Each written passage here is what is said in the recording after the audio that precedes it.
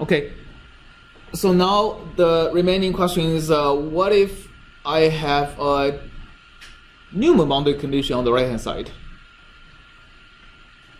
What if the derivative is equal to 0 on the right hand side?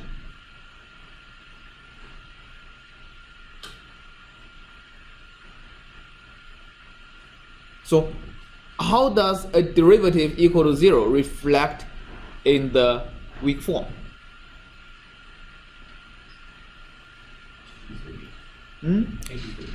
It changes the b actually only if the derivative is equal to something non-zero, right? So it adds a term in b that is proportional to the value of the trial function times the derivative of the test function at the boundary.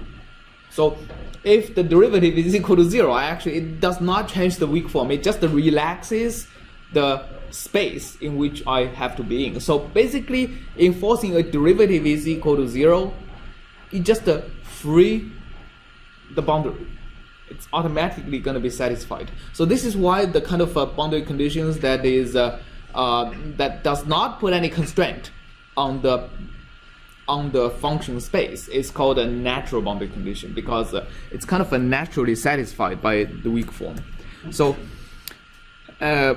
basically, that means I have an additional degree of freedom, right? I have an additional degree of freedom, and now this has to be going into the unknowns.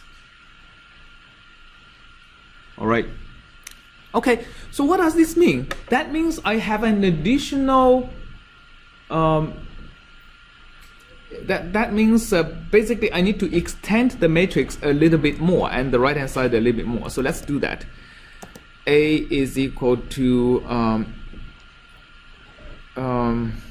okay, so what's the size of A? A is, yeah, basically n by n. So basically we just need to set A of n plus 1 to be actually what? What's the additional term in there?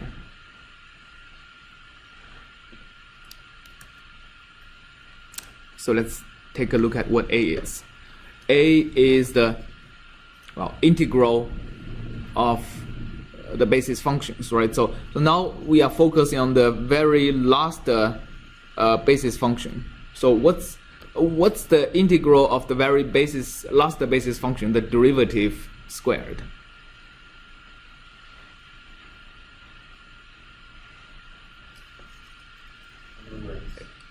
Yeah, it's just the one of the entries here, because the very last basis function only have one element over which it is non-zero. So actually it is 1 over dx at the end, right? Okay, and also we need to fill the cross the A of Wn and Wn plus 1, which is basically this one and this one. It's actually the same as what we just coded in, except the sign is opposite, right? One is positive, one is negative. So this is negative and plus 1, and it's this. So now I made my A 24 by 24.